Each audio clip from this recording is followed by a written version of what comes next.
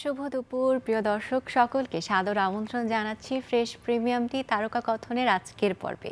আশা করি যে যেখান থেকে আমাদেরকে দেখছেন সকলে অনেক অনেক ভালো আছেন এবং সুস্থ আছেন। প্রিয় দর্শক, আজকের পর্বটি যারা সঙ্গীত ভালোবাসেন, বিশেষ করে যারা ব্যান্ড সঙ্গীত ভালোবাসেন তাদের জন্য প্রচণ্ড বিশেষ একটি পর্ব হতে চলেছে। কারণ আজ আমার সাথে যিনি উপস্থিত আছেন তাকে নিয়ে যদি বলতে চাই তাহলে বলতে হয় সেই 90 দশকে ক্যাসেটের যুগ থেকে শুরু করে বর্তমানে স্পটিফাইয়ের যুগে এসেও যার গানের সুরে বিন্দুমাত্র ভাটা পড়েনি, যার গানের আবেদন এখনও কমেনি, দীর্ঘ সময় ধরে যিনি দর্শকের মন জয় করেছেন তার সুর দিয়ে, তার কথা দিয়ে। প্রিয় দর্শক, আমার সাথে আজকে উপস্থিত আছেন গীতিকার, সুরকার এবং সঙ্গীত পরিচালক প্রিন্স মাহমুদ। শুভ দুপুর এবং স্বাগতম আপনাকে। শুভ দুপুর। কেমন আছেন? ভালো আছি। এবং কেমন লাগছে আজকে তারকা কথনের সেটে এসে? ভালো লাগছে কারণ গান করলে নতুন গান যখন আসে প্রত্যেক বছরই এই তারকা কথন শুরু হওয়ার পর থেকে এসেছি, নতুন গান নিয়ে এসেছি। তো একটা মানে মূলত প্রিমিয়ারটা এখান থেকেই হয়, দেখা গেছে। এবার ঈদের আগে যদিও বের হয়ে গেল, একটু দেরি হলো, কিন্তু হলো। কিন্তু প্রতি বছরই কিন্তু আমরা ধারাবাহিকভাবে আপনার কাছ থেকে একদম কখনোই হতাশ করেননি আমাদেরকে। প্রতি বছরই আপনার কাছ থেকে এই উপহারটি আমরা পাই এবং সেই সূত্রে কিন্তু এবছরও ঈদে আপনার কাছ থেকে নতুন সুর, নতুন গান আমরা উপহার হিসেবে পেয়েছি। সেই নতুন গানটি সম্পর্কে আপনার কাছে শুনতে চাচ্ছি। গানের নাম হচ্ছে এমন হয়নি আগে। এমন হয়নি আগেটা এটা গেয়েছে হচ্ছে মিজান। জি জি। মিজান হচ্ছে এই সময়ের বেশ এই সময় কি অনেক বছর ধরেও গাইছে। যেমন মিজানের ওয়ারফেইজে ছিল, এখন একক ক্যারিয়ার, এখন ওর একটা নিজের ব্যান্ড আছে। তো মিজানের প্রথম গানটা ওর মানে অ্যালবামে আমিই করেছিলাম। সেটা প্রথম গানটা ছিল হচ্ছে আজ আপন কাল পর। এটা আমার স্রোত অ্যালবাম থেকে সম্ভবত এই গানটি হয়েছিল। একদম স্রোত আমার সুরে স্রোত একটা অ্যালবাম এসেছিল। তো ওই অ্যালবামে মিজানের প্রথম গান ছিল। ওটাতে খুব ভালো গেয়েছিল গানটা এবং গানটা ভীষণ রকম জনপ্রিয়তা পেল। ও নতুন শিল্পী ছিল কিন্তু ভীষণ রকম মানুষ পছন্দ করে ফেলেছিল। এর মধ্যে তা ওই বছরই এটা 99-এ রেকর্ড করেছিলাম। 2000 সালের প্রথম দিকে রোজার ঈদে বেরিয়েছিল, এরকমই একটা রোজার ঈদে বেরিয়েছিল এবং রোজার ঈদের ঠিক একদিন আগে বা চাঁদ রাতেই হয়তো হলো, গানটা বের হলো। ওটা একটা মিক্সড অ্যালবাম ছিল। তো ওই অ্যালবামে আরও অনেকগুলো সুন্দর সুন্দর গান ছিল, তার মধ্যে এই গানটা বেশ জায়গা করে নিল।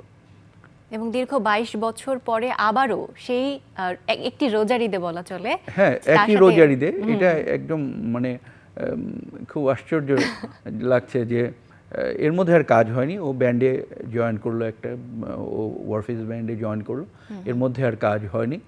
তো এর মধ্যে ও আবার একক ক্যারিয়ার শুরু করলো। তো এই অনেক দিন ধরেই কাজ করব ভাবছিলাম, কিন্তু হয়ে উঠছিল না। তো এবার হলো এমন হয়নি আগে। কথা কিংবা সুর যখন বাঁধলেন, এই গানটিকে সুরে বাঁধলেন, তখন কোন চিন্তাটা মাথায় ছিল, কেমন ভাবনা ছিল সেটি একটু জানতে চাই। একটা কথা বলি, আমি তো নিজে গান লিখি। আমার যত গান, যত মানে মানুষের পছন্দ করা গান বা জনপ্রিয় গান যেভাবেই আপনারা বলেন না কেন, যতগুলো গান করেছি সব আমারই লেখা। দু একটা গান হয়তো, কয়েকটি গান আছে অন্যের লেখা। কিন্তু এই গানটার থিমটা আমি এইভাবেই ঠিক করে সুর করে রেখেছিলাম যে এরকম একটা গান হবে, এমন হয়নি আগে। প্রথম প্রেমে পড়ার একটা অনুভূতি নিয়ে গান হবে। তো যে একটা মানুষ নতুন প্রেমে পড়ার পরে যেমন লাগে, ওই অনুভূতিটা এই গানের মধ্যে। এটা সুর আগে করা ছিল এবং এমন হয়নি আগে এই কোরাস পার্টটা করেই আমি গুনগুন করে শুরু করে রেখেছিলাম। ওটার উপরে কথা মানে আমার আইডিয়াগুলোকে করে মানে কিছু শব্দের করে রেখেছিলাম, গুছিয়ে রেখেছিলাম যে এই শব্দগুলো আসতে পারে। গান লিখেছেন সামিউল হক। আমার সুরটা করাই ছিল, ওই সুরের পরে তারপরে গানটা অ্যারেঞ্জ করা হয়। যাই হোক, মিজানকে গানটা দিলাম, মিজান তুললো এবং তোলার পরে ও ফোনে বলছে যে ভাই এই গানটা কিন্তু দেখবেন ভয়াবহভাবে মানুষ পছন্দ করবে। তা আমি তো জানি ওরা ছোট মানুষ, ওরা ওইভাবেই বলে সবসময় গানটা করার পরে। তা ও বারবার ফোন করে একই কথা বলে, ভাই এই গানটা কিন্তু মানুষ খুবই পছন্দ করবে, আপনি হ্যাঁ খুব পছন্দ করবে। আবার একটা গান হয়ে গেল আমাদের। তা আমি এটা মানে আজ আপন কাল পর, ওই গানটার নাম ছিল চেয়ে চেয়ে দেখলাম। তো ওই গানটা এত বেশি মানুষ পছন্দ করতো যে যদি ওর প্রথম গান ছিল, কিন্তু তারপরেও আমি ধারণা করতে পারিনি যে এই গানটাও যে মানুষ পছন্দ করা শুরু করবে। যদিও এখন তো সেই আগের সময় নেই যে আসার সাথে সাথেই হয়, কিন্তু এটা রেসপন্স বেশ ভালো পাচ্ছি এবং সবাই বলছে, অনেকে শেয়ার করছে এবং এটা দেখতে পাচ্ছি, ভালো লাগছে। এবং মিজান ভাই যে বলেছিলেন যে আসলে দর্শক প্রচণ্ডভাবে এটি গ্রহণ করবে, সেটি কিন্তু গানটির যখন ইউটিউবে আপলোড হয়েছে তার কমেন্ট বক্স চেক করলে আসলে বোঝা যায়। প্রচণ্ড কমেন্ট করছে মানুষ এবং সবারই এক কথা যে মনে হচ্ছিল তারা 90 দশকে সেই প্রেমের সময়, সেই অনুভূতিতে তারা ফিরে যাচ্ছে। দীর্ঘ সময় পরে এসেও এই সময়টিতে অনেক গান রচনা করা হয়, কিন্তু ওই 90 দশকের ফিলটি তারা পায় বা সেই ভাইবটি তারা পায়। এরকম কিন্তু সহজ স্বীকারোক্তি জনে জনে এরকম পাওয়াটা খুবই রেয়ার বলা চলে। এই ব্যাপারটি কেমনভাবে দেখছেন? অবশ্যই এটা যখন করবো, আজকে আমি গিয়ে দেখবো। আমি ইউটিউবে আসার পরে আসলে ঈদের পর থেকে এত ঝামেলায়, আর এটা একদম চাঁদ রাতেই মানে আমার সব গান আসলে কাজ করতে যেটা হতো, যে চাঁদ রাতে আমার গান আসতো কেন, যে আমার কাজ করতে করতে দেরি হয়ে যেত। অন্য সবাই যেমন গুছিয়ে রাখতো, আমারও গোছানো থাকতো, কিন্তু কাজ শেষ করতে করতে মাস্টার করে গানটা মানে বাইরে আসা পর্যন্ত, ক্যাসেট বা সিডিতে আসা পর্যন্ত দেরি হয়ে যেত। যার কারণে একটা মানে ওই সময় সব যারা লেভেল কোম্পানি ছিল ওরা বলতো প্রিন্স মাহমুদের গান পেতে হলে তো ওনার গান পেতে হলে চাঁদ রাত হয়ে যাবে। হ্যাঁ, এইটা দুষ্টুমি করে বলতে বলতে ওইটাই হয়ে গেছে। আসলে এটা কিন্তু ইচ্ছা করে করে না, কিন্তু এবারও তাই। যেমন এবার তো ভিডিও সহ এসছে, এই কয়েক বছর তো ভিডিও সহ আসে। শাহরিয়ার পলক খুব সুন্দর একটা ভিডিও বানাচ্ছে, খুব সুন্দর, মানে অত্যন্ত কম সময়ের মধ্যে।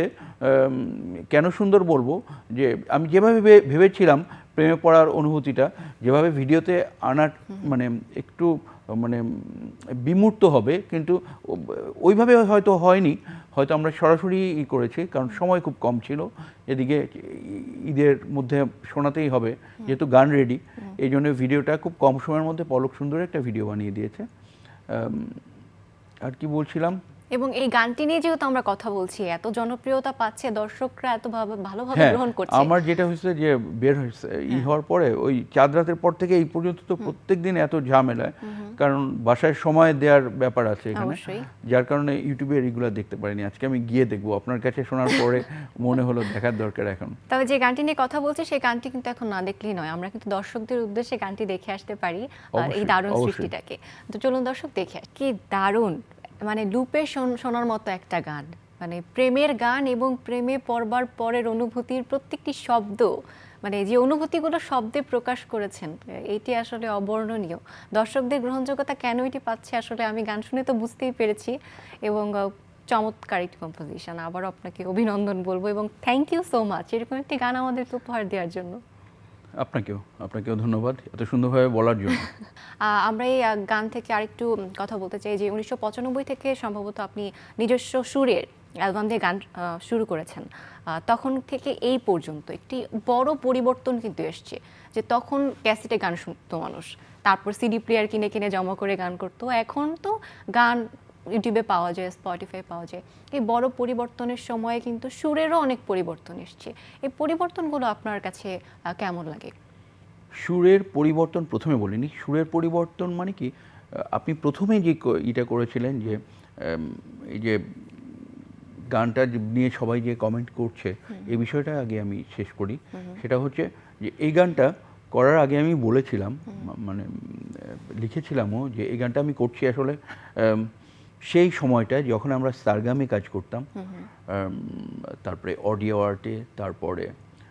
আর্টে এরপরে আসলাম হচ্ছে সাউন্ড গার্ডেনে, যেসব কাজগুলো করতাম এই গানটা সাউন্ড গার্ডেনে করা। প্রথমে একটা রেকর্ড করেছিলাম অডিও আর্টে। যাই হোক, সরি, এই গানটা নাম ওই প্রথম গানটা আজ আপন মিজানের গানটা। তো আমি একটা কথাই, যে পুরনো সুরগুলোকে আমি ফিরিয়ে আনতে যাচ্ছিলাম এবার। হ্যাঁ, কারণ 29 বছর হলো প্রত্যেক ঈদেই মোটামুটি আমার গান এসছে অবশ্যই। বলতে গেলে। তো চাচ্ছিলাম যে এবার সেই পুরনো দিনের সাউন্ড, পুরনো দিনের সুরটা, যেমন এই গানটার ওই যে এমন হয়নি আগে সুরটার কিছুটা আমার প্রায় 15-16 বছর আগে এখন যে ওই যে পলাশ গিয়েছে ওই সুরটাকেই আমি ফিরিয়ে এনেছি। কিন্তু এমন ওই যে করেছিলাম হচ্ছে পলাশের জন্য। পলাশ এখন ওয়ারফেই, এই পলাশের জন্য করেছিলাম এবং বেশ হাই পিচে গায় পলাশ। ও ওয়ারফেস ব্যান্ডে আছে আমার মনে আছে। ওর জন্য গান করেছিলাম 2007-8 সালের দিকে বোধহয়। সে গানটা ছিল এক এক 2 3 করে ভাবে দিন চলে যায়, তুমি আর আমি শুধু বিয়ে ভালোবাসা। এই সুরটাকেই ফিরিয়ে এনেছি আবার মিজানের ভয়েসে। তো দেখলাম মানুষ বেশ ওই সুরটাই পছন্দ, মানে ওটা যতটা মানুষের কাছে গিয়েছিল ঠিক একইভাবে এই গানটাও মানুষের সবার কাছে, মানে আমার সুরগুলোই। হ্যাঁ, তারপরে লেখাটাও কিন্তু আমার মানে পুরানো গানের একটা আছে, যেমন পুরানো দুটো গানের একটা হচ্ছে বাপ্পার গানের ছিল, আর একটা ছিল যে কিছুদিন আগে করেছি। ওইভাবেই আমি গীতিকারকে বলেছিলাম যে এইভাবে এই শব্দগুলো করে আমার ফিলিংগুলো এইভাবে আমি করব। তো ওই যে কিছুদিন আগে এসেছিলাম, 6-7 বছর হয়ে গেছে বোধহয়, ওই যে একই ঘোর তপু আর কণা গিয়েছিল, ওই ফিলিংটাই এই গানের মধ্যে এই কিছু কিছু শব্দের একটু জোড়া লাগিয়ে, যার জন্য মনে হবে যে মানুষের যে আমি কোনো সেই 90 দশকের সময় যে গানগুলো, প্রেমের গানগুলো শুনতাম, সেই গানগুলো, সেই সুরগুলো আমি শুনতেছি। এবং 90 দশকের আবেদন কিন্তু কখনোই কমে না, একদমই না। গিটারটাও ওইভাবেই প্লে করা, এবং ফার্স্ট ইন্টারলুডটা যে অনেক বাজিয়েছে, অ্যারেঞ্জ করেছে হচ্ছে সাইদ সুমন, এবং ওইভাবেই আমি বলেছি এই জিনিসগুলো যেমন আজ আপন কাল পরে যে জিনিসগুলো বাজানো ছিল ওরকম একদম ওইভাবেই আমরা গিটারটাতে সেকেন্ড ইন্টারলুডটাতে গিয়ে একটা অনেক পুরনো গানের, মানে একটা বাইরের একটা গানের একটা নিয়ে এসছে ইচ্ছা করে। কিন্তু এটা যে পুরো 90, 80, 90 এবং তারপর মানে পরে মানে 2010 পর্যন্ত অ্যাকচুয়ালি এই আমেজটা ছিল, তারপরেই ওই আমেজটা হারিয়ে যায়। এবং পুরো ওই সময়টাকে 30-35 বছরের, 35-40 বছরের একটা সময়কে এই গানের মধ্যে কিছুটা ধরে আনার চেষ্টা, হয়তো অতটা সুন্দরভাবে করতে পারিনি বা ওরকম, কিন্তু আমি চেয়েছি একটু ইম্যাচিউরড হোক, একটু কিন্তু ভালো লাগা থাকুক, মানুষের ভালো লাগাগুলো আবেগ থাকুক, তার মধ্যে আবেগ থাকুক এবং তার মধ্যে ম্যাচুরিটিটা থাকুক অবশ্যই। এবং সেই গানে মানুষের গ্রহণযোগ্যতা, দর্শক যে কত দারুণভাবে এটি গ্রহণ করছে, বিশেষ করে তারা বলছে যে এই সময়ে এসে এই ধরনের গানকে তারা অনেক বেশি আশা করে, তাদের কাছে একটা উপহারের মতো বলা চলে, যে উপহার হিসেবে তারা গানটি একদম সত্যি কথা। যেমন কালকে মমো, এই বেশ কয়েকজন পপুলার লোকজনও যারা গান, আমার মনে হয় না মানে এই সময়ের গানগুলো ওরা ওইভাবে শোনে। যেমন কালকেও সবার নাম তো করতে পারছি না, মানে প্রত্যেকেই দিচ্ছে। যেমন কালকে জাকিয়া বাড়ি মমো কালকেই করেছে ভাই, তারপরে আমার অনেকক্ষণ পরে আমি দেখি কি মমো, তারপর জিজ্ঞাসা করলাম যে কী অবস্থা মমো, বলে ভাই আমার গানের লিঙ্ক পাঠিয়ে দিছে এবং দিয়ে লিখছে যে ভাই ভালো লাগতেছে, গানটা ভালো লাগতেছে, শুনতেছি, বারবার শুনতেছি। কিন্তু আমি জানি না যে ও জানে যে গান বেরিয়েছে। এবং আমি যখন শুনতে আজকে আমি আসলেই জানি না যে ওরা গান শুনছে, কারণ ওরা তো হয়তো আমরা যখন করছি তখন হয়তো আমাদের গান টান শুনতো, তখন তো ওরা অনেক ছোট মামুরা, তো নিশ্চয়ই ওদের কাছে পৌঁছে গেছে যখন, তখন নিশ্চয়ই গানটা কিছুটা হলেও মানুষের ভালো লাগছে। তা তো ভালো লাগছে, এটা সত্যিই ভালো লাগতেছে, সত্যি ভালো লাগছে। এবং আমিও একাধিকবার এই গানটি শুনেছি এবং আমার মনে হয় আজকে বাসায় গিয়ে কয়দিন লুপ আকারে এই গানটি চলতে থাকবে। ও আমার খুব ভালো লাগছে শুনে। এবং পরবর্তীতে আসলে পরবর্তী কাজ আমরা কি পাচ্ছি এই বিষয়ে যদি কিছু বলতেন। পরবর্তী কাজ আমি তো ওইভাবে পরিকল্পনা করে কাজ করি না, কাজ করে যাচ্ছি। এরপরে আসছে হচ্ছে আমার খুব স্নেহের, খুব আদরের একটা মেয়ের গান, জয়িতা, মিতা হক আপার মেয়ে, দুজনেই, আপাকেও আমি আপা বলতাম, আপার মেয়েও আমাকে ভাই বলে। তো জয়িতার একটা গান আসছে, গান করেছি এবং আমার মনে হয় সবার ভীষণ রকম ভালো লাগবে গানটা। গানটার নাম হচ্ছে, বেশ আগে করেছিলাম, গানটার নাম হচ্ছে নিকটবর্তী পড়শি তোমার উপরে রাগ করছি। আচ্ছা, এই গানের মানে জন্য আমরা অপেক্ষা কাছের থাকবো। মানে খুব নিকটে থাকো, তুমি আমার কাছেই থাকো, নিকটবর্তী পড়শি তোমার উপরে রাগ করছি। তোমার উপরে রাগ করে সেই রাগের অনুরণনে একটা নতুন সুর ধরছি এইটা। এবং জয়িতা এত ভালো গেয়েছে গানটা, মানে আমি একটু আর একটু গানটা রেডি, একটু সুন্দর করে ভিডিও বানিয়ে করে আসতে চাচ্ছি বলে ঈদে আসলাম না। আশা করি আপনাকে এই গান নিয়ে কথা বলতে জয়িতা এবং আপনাকে একই সাথে আমরা আমাদের সেটে পাবো। অবশ্যই আসবো, অবশ্যই আসবো। আমাদের ঈদের আগেই আসা হতো, কিন্তু আমরা এই গানের জন্য মানে খুব মানে এটার একটা ভিডিও করতে চাই, যে ভিডিওটার জন্য খুব সুইট একটা মেয়ে থাকবে, কম বয়সী একটা মেয়ে, যে খুব মানে খুব সুন্দর একটা মেয়ে এবং খুব আদর আদর দিয়ে গানটা ই করতে পারবে। রাইট রাইট, এই জন্য। আচ্ছা, বলছিলাম যে 29 বছর ধরে কাজ করছেন, সামনে কিন্তু 30 বছর, একদম সামনে বছর 30 বছর, এটা কম সময় না। আর লং জার্নি একদম 29 বছর না, আমি কাজ করছি আরো অনেক আগের থেকে, কিন্তু আমার সুরের মানে যেটা হচ্ছে প্রিন্স মাহমুদের সুরে লেখাটা আসা শুরু করছে 29 বছর হয়ে গেল, সামনে বছর 30 বছর হবে। তো হয়তোবা একটু বড়ভাবে কোনো প্রোগ্রাম অনুষ্ঠান, মানে এটা কথাবার্তা চলছে কিছু ইসের সাথে, ওরাই করেছে এটা, যে 30 বছর উদযাপনটা একটু বড়ভাবে হবে, কিছু গান হয়তো করব, আর কিছু নতুন গান করব সামনের বছর, আর পুরানো আর্টিস্টদের, নতুন আর্টিস্টদের, এই সময়ের আর্টিস্ট আর পুরানো আর্টিস্ট মিলিয়ে, এবং আগের দিনের মতোই একটা হয়তোবা মিক্স অ্যালবামে আসবে। আমি এটাই জিজ্ঞেস করতে চাচ্ছিলাম, একদমই আগের মতো এতদিন যেটা হয়নি, হয়তোবা আর একটা হয়তোবা একটু বেশ বড় পরিসরে আমার গানগুলো নিয়ে হয়তো একটা কনসার্টও হবে, সেইভাবে এগোচ্ছে। যদি অনেক বড়ভাবে হয় তাহলেই হয়তোবা করব, মানে স্বল্প পরিসরে কিছু না, হবে না। যদি হয় সেইভাবে, যদি কথা এগোয় তাহলেই হয়তো। আর যেটাতে আমাকে বেশি ঝামেলা, আমি শুধু গান করব এবং আমাকে কেউ কোনো ডিস্টার্ব করবে না, এবং খুব বেশি মানে আমাকে কোনো ঝামেলা পোহাতে না হয়, সব অন্যরা করবে, আমি জাস্ট গিয়ে। এবং আমার মনে হয় এটি দর্শকদের জন্য অনেক বড় উপহার হবে, কারণ আগে যেরকম অ্যালবাম আকারে গান প্রকাশ করা হতো, 10-12টা গান, ইচ্ছা আছে দেখা যাক। এবং এই 30 বছর পূর্তি উপলক্ষে নিজের এই দীর্ঘ জার্নিতে এরকম একটা অ্যালবাম যদি দর্শক পায়, আমার মনে হয় এটি তাদের জন্য প্রাপ্তি, আমাদের জন্য প্রাপ্তি। আসলে অপেক্ষা করে থাকে দর্শক আপনার গান শুনবার জন্য। এই আবেদনটুকু আমি বলছিলাম না, যে দীর্ঘ সময় ধরেও কিন্তু আপনার সুরের কথার যে আবেদন, আমি শুরুতেই এটা বলেছি যে ভাটা পড়েনি কখনো, আর একদম কন্টিনিউয়াসলি কাজ করে যাওয়া, এবং প্রত্যেকটি গানই অসম্ভব জনপ্রিয়তা পেয়েছে, এবং কিছু গান মানুষের হৃদয় এতটা বেশি ছুঁয়ে গিয়েছে যে আমার মনে হয় যে আগামী 20-25-30 বছর পরেও মানুষ ওই গানগুলো রিলেট করতে পারবে সব সময়। যেমন লেজেন্ডারি কিছু গায়ক ছিল যারা গান গেয়েছেন, জেমস স্যার ছিলেন, আয়ুব বাচ্চু স্যার ছিলেন, এই সময়ে রুমি ভাই ছিলেন, সবাই অসংখ্য গান গেয়েছেন। হ্যাঁ, রুমি, মাহাদি, তারপরে ইমরান, কোনাল, ওদেরও বেশ কিছু ভালো ভালো গান করেছি। ওরাও দেখি মাঝে মাঝে শেয়ার দেয় সবাই। যেমন রুমির তুমি বলো না হলে, মানে যদি পরবর্তী প্রজন্মের কথা বলা হয়, তুমি বলো না হলে, তোমার সম্বন্ধে মাহাদি, হ্যাঁ হ্যাঁ, ওটা ওর প্রথম গানটা আমি করেছিলাম।